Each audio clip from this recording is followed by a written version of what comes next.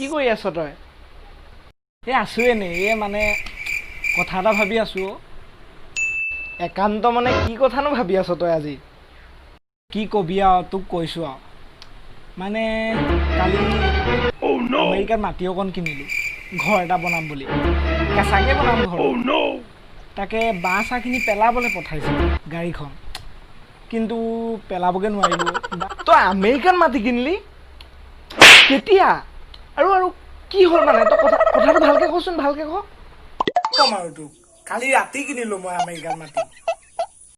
তই মানে আমেৰিকাত মাটি কিনিবলৈ ইমানকৈ টকা ক'ত পালি? আৰু চান্সটো তই কেনেকৈ পালি? আমেৰিকালৈ গ'লি কেনেকৈ? তই ক না বে, তই ক, ভালকৈ ক কথাটো। তোক মাটি কিনিবলৈ কিহৰ টকা লাগে? টকা নালাগে নহয়, মই টকা নিদিয়াকৈ কিনিছোঁ। কি মাটি কিনিবলৈ টকা নালাগে? তই মানে তই পাগল কৰি দিবি বে। কেনেকৈ কিনিলি তেন্তে? এই তোক কৈছোঁ শুন, তই ভালকৈ শুন। কালি ৰাতি বুজিছনে, 12:30মান বাজিছে। মই ভাবিলোঁ আমেৰিকাত মাটি এডোখৰ কিনোগৈ। তাকে আৰু ফোন লগালোঁ ট্ৰাম্পলৈ। ফোন লগাই ক'লোঁ মাটি এডোখৰ লাগে। ট্ৰাম্পে ক'লে হ'ব দিম। তাৰ বোলো ঘৰটাকে বনাম বোলো তাত ট্ৰাম্পে ক'লে বোলে বাঁহ কাঠখিনি পঠাই দিলে। তো মই পঠাই দিলোঁ গাড়ীত। পইচা নালাগে বুলি ক'লে দেই মোক মাটিডোখৰৰ কাৰণে।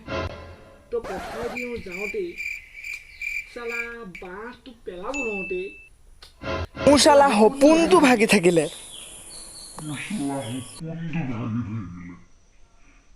কি?